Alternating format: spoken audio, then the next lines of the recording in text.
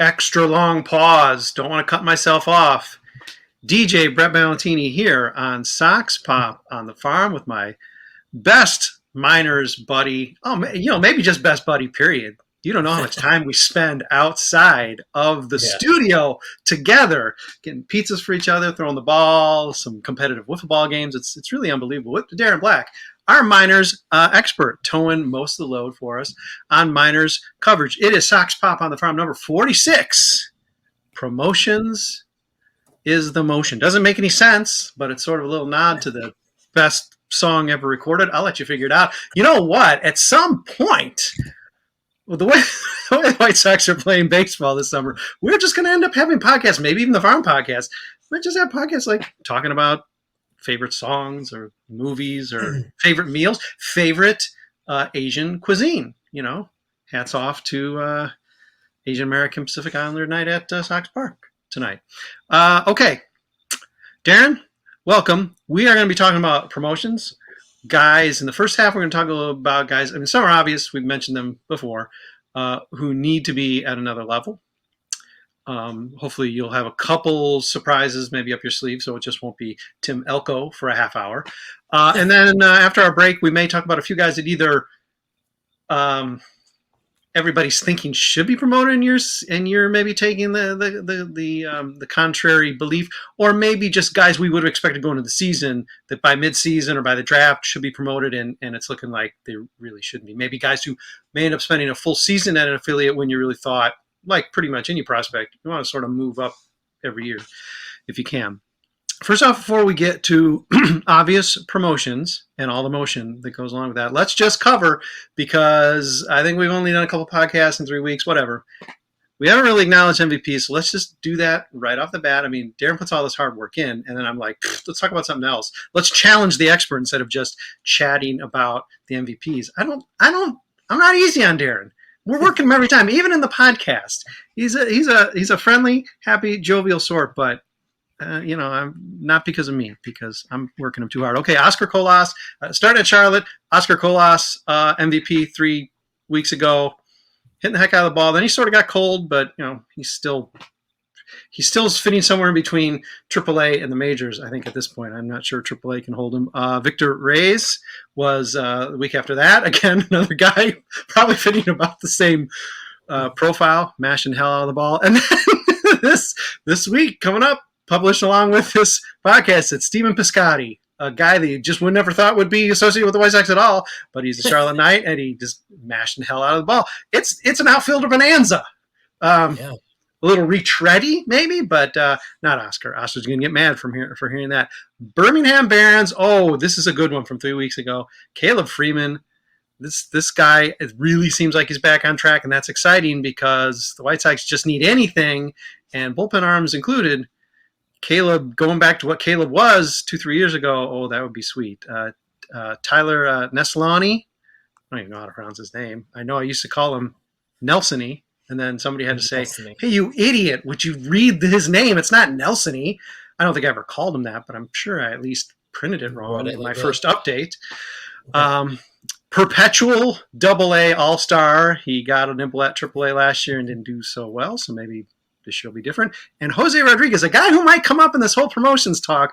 José Rodríguez, who every year gets me really down, and I wipe him completely off my prospects list. And then come August, it's like, wow, what was I thinking? I never took him off my list. He's my number one guy. Winston-Salem MVPs 3 weeks ago. Just Xerox this one. DJ Gladney. Again, a guy who's probably going to come up in this podcast. Michael Turner 2 weeks ago. This week's is Cole Seamus, a guy who's come up a lot in our podcast as well. All the way down in Kannapolis. Still haven't determined whether he is related to Reggie Willits. It seems like an odd last name, but I haven't actually bothered to look it up. Potential son of Reggie Willits. It's Bryce Willits. 3 weeks ago was the MVP. Connor McCullough, no-hit man. This guy's pitching the hell out of the ball. Real nice to see. He was 2 weeks ago. And, I can go ahead and say it, my guy. I've claimed 12 guys, and then I just discard them when they slump. But Jacob Burke, University of Miami Hurricane, has played 3 games and has probably 12 stolen bases and 12 homers or something like that. Darren Black has acknowledged it. Okay, MVP's out of the way at the top.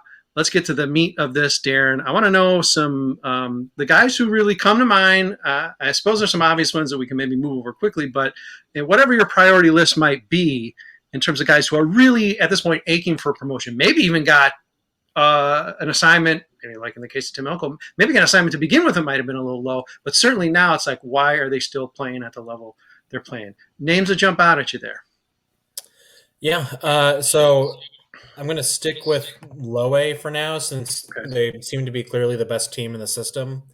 And it's due to their pitching mostly. I'm not going to, Peyton Pallett and Tanner McDougal are having, really good starts, but they're coming off of no baseball. Yeah. So I think letting them stay there is perfectly okay, though they are doing really well, which is a pleasant surprise after not pitching for a whole entire year. But I think Shane Murphy should definitely get a shot to move up to high A, the lefty college draft pick. The command is awesome right now, showing some really good strikeout potential as well. It's near 30%, but when you're walking less than 6% of the guys in low A, maybe go against better guys. Yeah. Maybe they're just swinging at everything. I don't know. It is low A. But maybe give them a little bit more of competition to go against. Give them some guys that have been in pro ball for more than 3 months, however long. A 25% like difference seems abnormal. Let's challenge them. Sure. Yeah, it does. And then kind of other than that, from the pitching side, I mean, there are a ton of guys like Connor McCullough we just talked about, but those are kind of, he was undrafted, so he'll move up.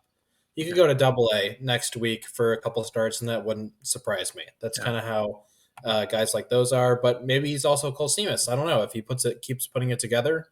We'll see. But if we look lower at the bullpen arms, I'm not really too confident in saying one should be promoted over the other. So just from the pitching standpoint, I think Shane Murphy should be number one. Should go up as soon as possible.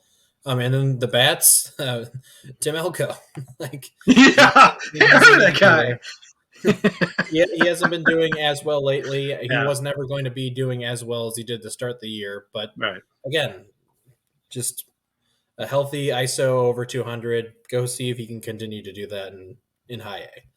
And it's interesting, Darren, especially a guy like him who clearly, this isn't a guy who's maybe he's playing his first game stateside or something. This is a guy who, part of the reason, presumably, the White Sox maybe grabbed him, I mean, not like they didn't use a high pick on him or anything, but I mean, part of the reason why they grabbed him as opposed to maybe another bat or yet another arm would be that the guy did have leadership. I mean, he was the sort of the heart of a team that won an NCAA title. I mean, those are intangibles you think would incline you to promote quicker, not less. I can't imagine what he's like not picking up from the hitting coach, that they're like, no, I still need to see this for a full game before you go up to high A Tim Elko NCAA champion. It just seems it seems really odd that he's not a guy, I mean, he's not being exactly fast tracked when you're 20 something years old and you've had this pretty substantial experience and high leverage situations. And yet he's still, I'm going to say languishing at Kannapolis. Yeah. I don't know why he's there. That's just the gist of it.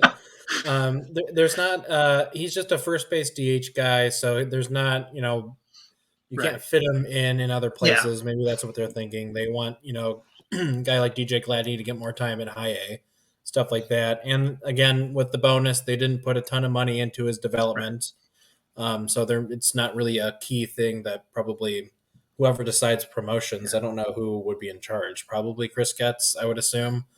But I'm sure he's not going to bed at night thinking, oh, Tim Elko's got to be in Winston-Salem. It's probably, Colson's back isn't, working. Right, so, right. Stuff like that. But I do think it could lead to some stagnation for some players that just kind of just mash all the time.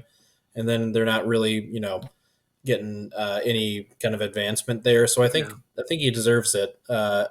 Since it is, by the time this comes out, it might be June. I don't know. If you're listening, it might be June. I don't know. But at that point, you should start thinking about promotion, stuff like that. Yeah. Noah Schultz is coming back this week. So maybe Shane Murphy or one of those guys, Connor McCullough, gets promoted to the dash this next week. But hopefully all this gets kind of settled out as their top Yeah. prospects who are professionally injured are back on the teams. Yeah. We did delay our last podcast much longer than I thought. And that was the really expansive one that was full of really great information from our minors expert, Darren Black. Just taking a wide angle lens at the system. But that is no reason for you to think that this podcast is going to be sat on. We are not traveling in time. It is still May. It will be May when you listen to this. I don't know. Maybe if you decide to listen 2 years late, you're like, you know what? I'm going to save it. I always save my Sox Pop on the farm podcast for the weekend because then I can really relax, unzip, crack a beer. Everything's great. But unless you're doing that, no, it's still May. But anyhow, just decided to interrupt you with that. I don't know why, Darren. Okay. You already referred to. I don't know if we're ready to move levels yet, switch levels or not. But DJ Gladney may be the guy who should be howling for promotion. Again, not that you want to rush guys too quickly. It's like, man, I know the dilemma is always like, wow, he's really grooving. He's in a groove now. We move his home clubhouse. We give him a new batting helmet. I don't know. He takes a different commute to the park. What's going to happen to screw this guy up? But these are the challenges you got to throw at players. And boy, he seems like he's been up to every challenge. He's even playing seems like a pretty decent left field even. Yeah, for DJ Gladney, I think he was drafted out of high school, so this is his third full professional season. So it's not. I know he is 21, and he's 3 years younger than Tim Elko, but he's been playing professional baseball a lot longer than Tim Elko. Hundreds of games more. So I think at this point where the K rate decline about 10% from last year looks real, I would say it could easily keep going up, but it striking out just under a quarter of the time, which is good for him, looks like that's real. It's been steady for a few weeks, hasn't really changed that much.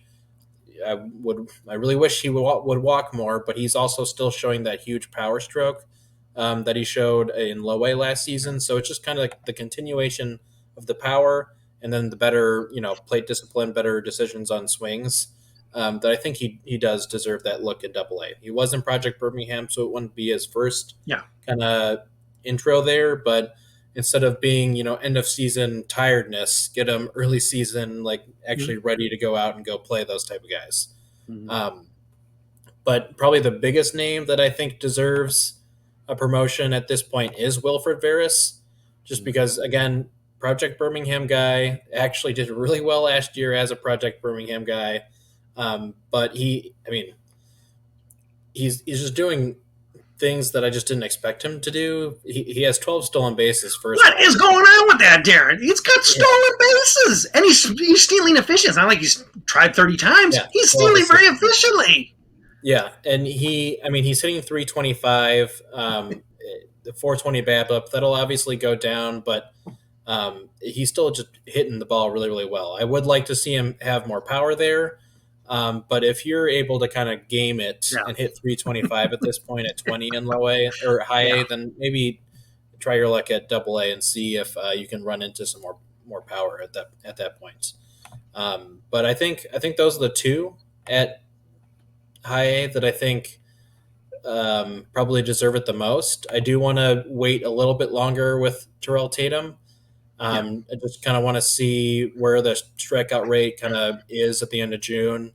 If it increases as he, gets more tired in a season after not playing a ton last year. And he played in 42 games last year. He's at 39 right now, so he's getting right up at that zone where he was suspended at. So I do kind of just want to see how it goes with the extra month on his end. But if Terrell Tatum keeps doing what he's done for the first 39 games, then he should definitely get some looks at Double A, probably after the draft class starts getting into the system. And then for pitching, I don't really. You could say Jonathan Cannon, Tristan Stevers probably definitely, but it's a reliever. Those guys can definitely move fast and not a huge deal that a reliever is getting promoted. But I think from high A to Double A is a huge difference, and especially for pitchers now because the ball in Double A is pre-sticked. however you want to call it. I don't know. Pre-sticking sounds weird. I don't know if you want to call it pre-sticking. I've already had people unzipping and listening to a podcast, so I've obviously flubbed all of my lines so far. So pre-sticking, we'll go with it. Yeah, but so it would be a bigger difference at that point. So I don't want to send him up or any kind of younger guys at that point. So I would probably stick with the pitching there. Just keep it there for another. I'm not really remembering when the first half of the season ends. Maybe late June, early July. But same kind of time frame as you're looking at Terrell Tatum to see if he loses some steam. So probably June, July is when those first promotions should be. But hopefully Colson Montgomery is on the team in July. So we'll see if him getting on a team moves anybody. Yeah, there's a guy that we can just slot in and say would have thought he'd be promoted, but he hasn't played. He can't be promoted. Not really any fault of his own, but I mean, there's an easy name. Let's take a break. Even though we still got more guys to talk about positively. I don't know. Let's take a break. We'll come back in a minute. We'll continue our discussion. Maybe going up the system, or maybe we'll quickly seg into guys who surprisingly don't see promotions in their future. And if Darren wants a couple hot takes there, I'm willing to go with that. I'm willing to follow. I'm willing to be educated, as always. We'll be back. We're going to start with an essay question in the second half, so stick around. And Darren's going to scramble to try and figure out what weird thing I'm going to ask him. See you in a minute. White Sox fans, it is Sox Pop on the Farm, number 46. Promotions is the motion. Don't know what it means? Just decided to title it that. Okay.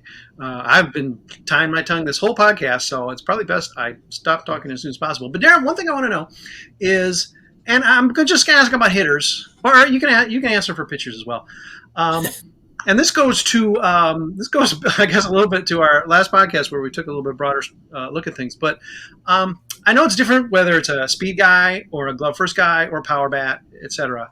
But as long as we're talking about things that you need to see, both with your eyes on the field, but more likely with these guys, just in the stat lines you're reading, what's the thing that jumps out most when it improves? It says a guy's ready for promotion. Is it some combination of K rate, walk rate? I mean, again, I know it can be different for players. Is there one sort of concept, given there's no like WAR in the minors or whatever, if that could even be the answer?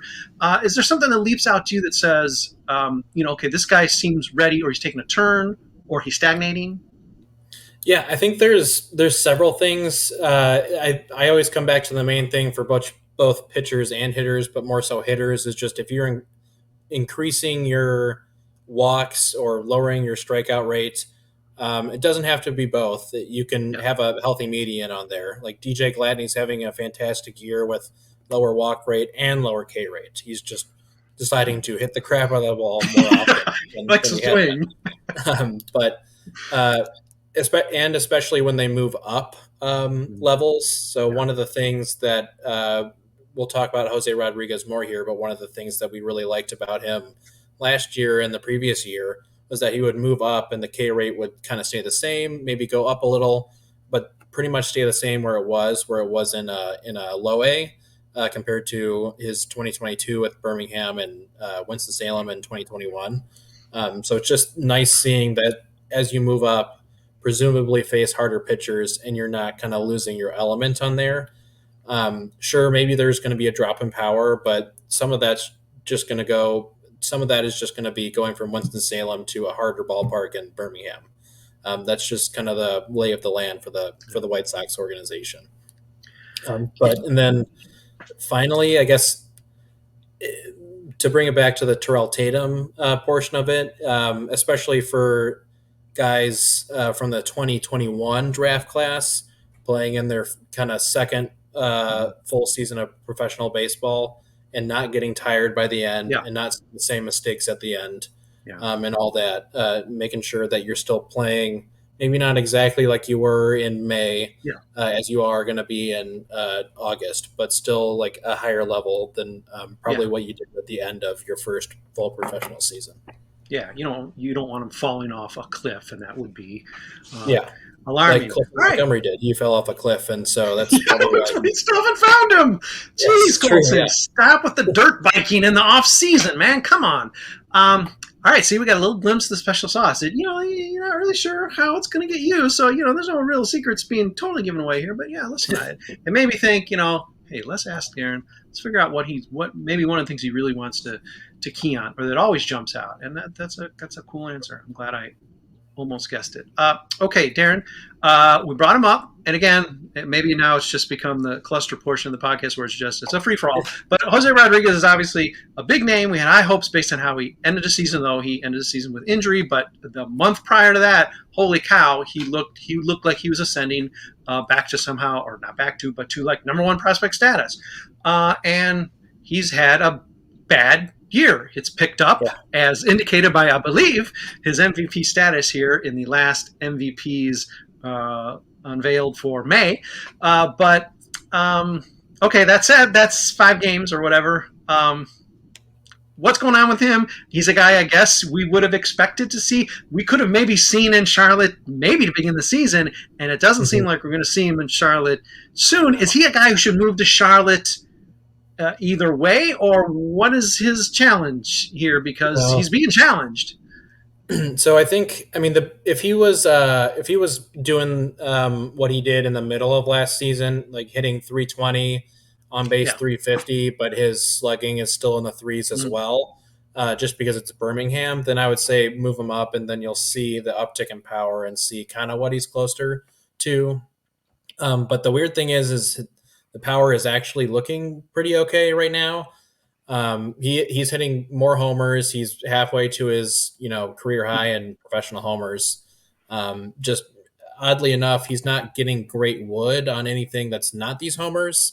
He only has 5 other extra base hits, which usually is an indicator that you're kind of more or less getting lucky on the fly balls that you're hitting that are just kind of barely getting out. If you're not supplementing your extra base or your homers with a decent amount of extra base hits, it kind of looks fluky. That was why back in, whatever it was, 2018-19 with Gavin Sheets in Birmingham, where he was hitting a ton of doubles, triples here and there, but like 30 doubles, something like that, and like 10 homers, and people are like, oh, well, the power's not there, and you just see it, and then it is there lower. It's in the 30 doubles. He just has to work on getting that extra lift and launch into it. And in the majors, he's been decent at that, against righties at least. But the issue with José Rodríguez is the K rate it's far and away the highest it's ever been. The closest is when he was 18 in the Arizona. I don't think it was the complex league. It was just the AZL, the old Arizona Summer League, whatever it's called.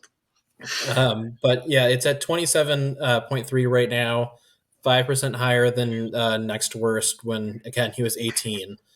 He's just missing stuff. He's not, I don't know if he's just not seeing the ball well, if the sticky ball that they're using is just getting to him and he can't lay off better curveballs and sliders, breaking pitches, stuff like that.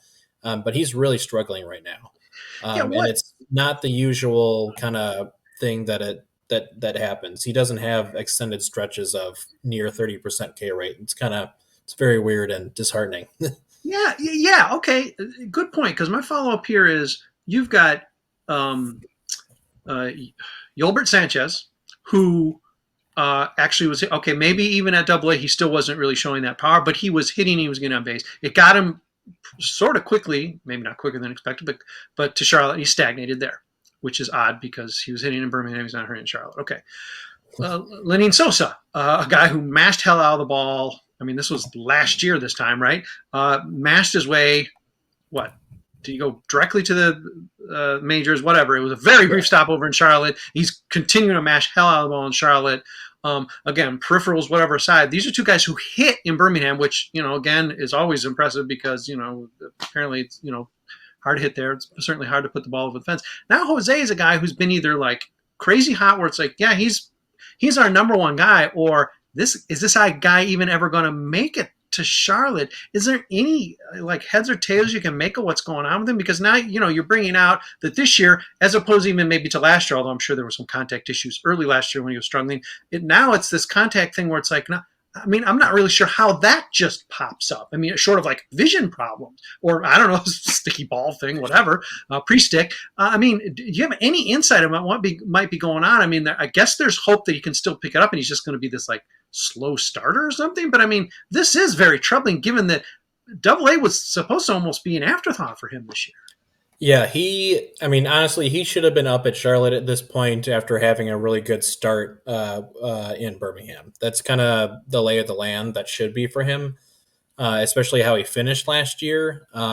If you want to look at it, a little bit more positively, he's kind of solved his power issue. He is hitting homers, which was the thing that people were knocking on him last year. But it's dented every other part of his game at the plate. So I'm not really too sure what it is. If he does start doing well June and on, which is what he did last year, even that is still concerning because this is now just is this a you can't perpetual pump too thing much of that the he season? can't get ready? Yeah. Like what's he doing in the off season that this is kind of happening? Maybe Chris Getz has to get with him to say, what are you doing in the off season? This is your second straight kind of poor start that you've had. But yeah, I mean, I don't know. I think whenever we talk about the White Sox, the major league team, when guys just start striking out all the time, it's usually like, oh, they're not paying attention or yada, yada, yada. So I don't know kind of if it's kind of the same thing here where he's just like, oh, I should be in Charlotte. And then he's not performing at Double A. Or if he was told over the offseason, like, hey, we need to see you hit some more homers. Can you go out and do that? And that's all he worked on. He worked on kind of getting bigger and stuff like that, and didn't work on what he had been doing well, which was getting the ball in play and hitting it hard in the gaps, and sometimes hitting homers. Not sure, but it is definitely concerning because he was supposed to be the fallback option if Lenyn Sosa did poorly. And now he certainly can't be in the majors anytime soon. He has to figure out whatever is wrong with the swing right now. Okay, higher. I mean, you can go low too again, but in AAA, AA, are there other guys who stand out on this list either way? Guys who should be promoted, or guys who definitely aren't going to be. I mean, what are other names are coming into play? Because So I don't know if I thought Christian Mena should be promoted or anything, but he's definitely hit a little bit of a wonk lately. He's just allowing a ton of homers, so getting promoted would not help him to Charlotte at all. No, not to Charlotte. It would make it worse. I assume he's just kind of working on breaking pitches, and he's just leaving them up way too often and getting hit really hard. Which is fine that he's working on it, but it's not looking great in his stats, to say the least. But other than that, I think a lot, like I would have assumed Brian Ramos, Colson Montgomery, and Noah Schultz had played at their respective levels. Does that count as something that someone should have expected coming into the season? But other than that, it's kind of like picking and choosing. Like I would have expected Colsemus to do a lot better than he has been in high A and knocking on the door to Double A again. But I guess to kind of round it out, I think we can officially retire and say goodbye to the fading dreams that Matt Thompson and Drew Dahlquist and Jared Kelly are going to be major league starters. I don't know what the next steps for them are. I mean, each of them deserve to be demoted. But I don't know if that demotion is also making them a reliever or what have you. But I think it might be time to kind of see next steps for them to see if they can provide any value from the pen, or if it's kind of a, Jerry needs some more cash and can someone trade cash for one of these guys? But we know the answer to that. But this could be the first for Jared Kelly. It could be the first kind of high round draft or first round draft pick that hasn't made it to the bigs in a while. So true. That would be notable for that draft class. That no baseball 2020 draft class with no first rounder gets from it. Maybe even no players at all get from it. But yeah. The question then is Matt Thompson of the three had been doing better. The hopes were a little higher for him. It actually seemed like he started the season like maybe he actually was going to put some momentum toward even a Charlotte push, and that stagnated. So you still sort of lump them all together because at some point just the meter's ticking on these guys, and you got to you can't just keep throwing them out in the same spots to fail. Yeah, I loop them all in together because they were all Yeah. high school draft picks that all missed a year of pitching. So I kind of gave them the benefit of the doubt for a little bit because they were extremely young, hadn't pitched a ton, got drafted, went to the pros, big bonus, and then there was no baseball for a year, and then they just kind of missed out on all that. So I feel kind of bad that their kind of development was definitely hindered in that. I don't know if you can actually quantify that. I don't know if in 10 years, Fangraphs or Baseball Prospectus will make a study and be like, this is what happened to all the 2019 and 2022 high school draft picks. Yeah. They all flamed out because they missed a whole year of baseball. Yeah. Not sure, but that's why I've always kind of looped them in together because they missed an entire year, and it seems like they never recovered from missing that entire year. And so that nobody yells at us, this will come up a couple times. Let's make it clear.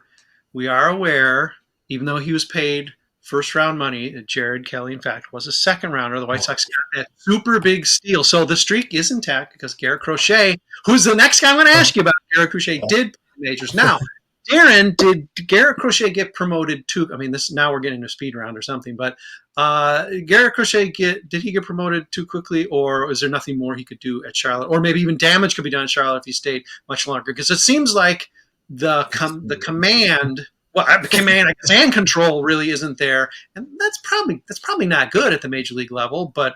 At the same time, I'm not sure there's a whole lot of other guys the White Sox have to throw out. So what's your take on sort of how swiftly he moved up? Because he basically moved up pretty much in lockstep with Liam Hendriks, it seems.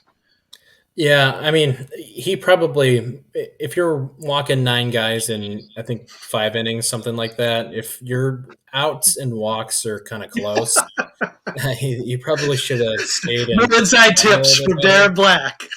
Yeah, I know they're really, they needed more guys in that pen because that's just what they need. Yeah. I don't think Liam Hendriks looked like he should have been up there either yesterday, even if it was a fantastic moment. Yeah.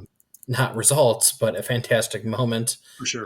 But they just kind of need guys. And even then, I think Crochet has a significantly lower ERA than Bummer while walking those 9 guys. But they probably should have stayed there longer and worked out whatever issues they had. Because again, I mean, Hendriks hadn't missed a whole entire year of baseball, but he missed a whole entire year of, I don't know. He was having cancer treatment. Yeah, I mean, 4 months taken, out of your life for sure. Because I mean, his announcement, his diagnosis came. I mean, it wasn't in the start of October. This was the turn of the year. So the fact that he's turnaround. Yeah, you think? Yeah.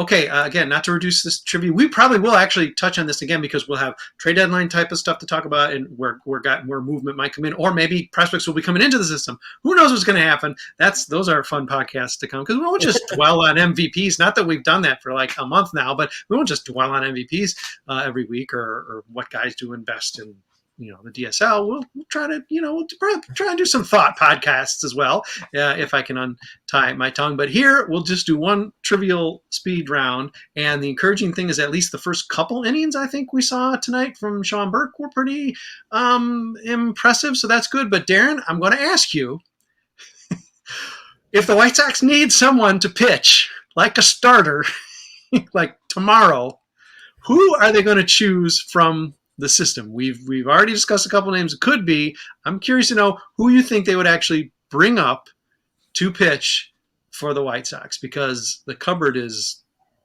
rough. I have an answer and it's a goofy one, but I want to hear what you have to say. I don't know. I guess. This is so sad, Darren. We're talking about the 6th starter in the system. Yeah. This is so sad. I think. I mean, it would have to kind of be Nate Fisher, but Mm. I think you could squint and see Christian Mena coming up and being okay with that. But I think Okay. most likely Nate Fisher. If someone has to go on the 60-day tomorrow, it's Okay. probably Nate Fisher.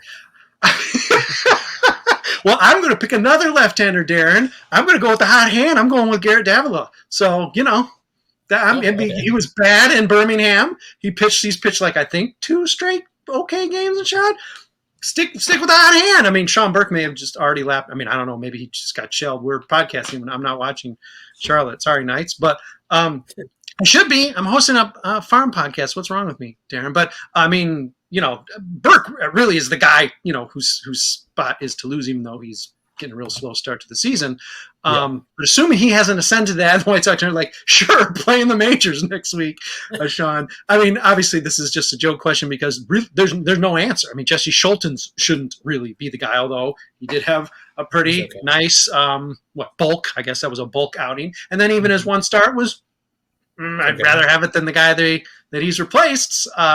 So, I mean, listen, hats off to Schultens for that because he's actually been – I mean, he's not a Johnny Cueto fine, but he has been okay for a guy who, again, Hahn should have probably tried to grab like a half a dozen or a dozen of, and he got, 1 or 2 or 3. But I guess one is in the majors right now, pitching okay. So Garrett Davila, get ready. Anyway, well, I just figured I'd throw that out there because really the answer is, the true answer, Darren, is there isn't anybody. You're just going to have to punt that game because there isn't it. Yeah. Hopefully Sean Burke can work himself maybe by the end of the month, end of June, into a guy who you're ready to say, okay, yeah, he really could be that guy. Not that you want him up there, but if he had to, he could. But other than that, or Christian Mena as well. But I mean, right now, no. Might as well be me or you, Darren. For a veteran, yeah. I mean, how is your wiffle ball arm? I mean, I know we had a really tough game just a couple days ago. And yeah, that's right. You're just coming off of your rotator cuff surgery. Oh my God. Yeah. I mean, geez, this guy shouldn't be throwing. This guy's DH only for another couple of weeks. Jeez. But I'll say my Frisbee, I don't know. It may be as good as a few of these names that we're throwing up there, but yeah, really it's a sad state of the system. Which is always the great point we want to end up on here on the Sox Pop on the Farm podcast. Thanks for joining us. I think we brought out there are some real positive stories and some stories that are so positive. It's like, why are they still paused where they are? What's going on? I mean, there have been some really nice storylines for in the White Sox system this year. And I mean, among 120 or whatever players, I guess there should be a few, but there are some really strong ones, given that some of the headliners haven't even played. So, it's encouraging. And there have been some real disappointments as well. And unfortunately, a lot of those are arms. And until Tristan Stevers or Caleb Freeman, et cetera, can stretch out to 5 innings, we're just really not going to have bulk guys who are ready for the majors. And that still seems like it's a few years off, Darren, and that's a gap I don't think the White Sox can really straddle because they got nothing beginning next. Well, they don't have anything this year, and they definitely don't have anything next year. I don't really know what they're going to do. Maybe we're going to draft another, 30 college arms again this year. I don't know. But that'll be fun as we get closer to it. We'll speculate on what the White Sox will do. I need to know your plan. You need to rescue this franchise, Darren. You thought this was just a podcast. We need you a savior. Well, anyhow, savior Darren Black, still rehabbing that rotator cuff injury. He'll be back. Friends, he'll be back by September. Might be able to do a spot start for the White Sox. And they might be calling. They might be asking by that time. They might be bothering the Sox Pop. You get 2 extra roster spots. Exactly. Who's justifying filling them right now? I don't know who that would be. Anyhow, we are going to be back in a week. I don't know if we're going to do more essay question, higher minded podcast, or we're going to just drill down and talk a little bit more player by player in the system. Not sure how we're going to do it. We'll see. I usually just decide a minute or two before we go to air, and Darren says, "Thanks for all the prep time, Brett. I'm going to come across as a real knowledgeable expert for you, pulling the carpet out from under me." But as always, a trooper, Darren Black, even when he is capless, is quite a trooper. Thank you for hopping on with me. We'll do it again, hopefully, in a week, and hopefully there'll be some good stuff to talk about, including, let's face it, come on, in 7 days, a promotion or 2 maybe to talk about? Come on, White Sox, do it for us. We got to have some stuff to talk about that isn't just why is Tim Elko still having to eat the food in Kannapolis instead of the delicious food in Winston-Salem? Give the guy a different spread. Come on now, White Sox. Jeez.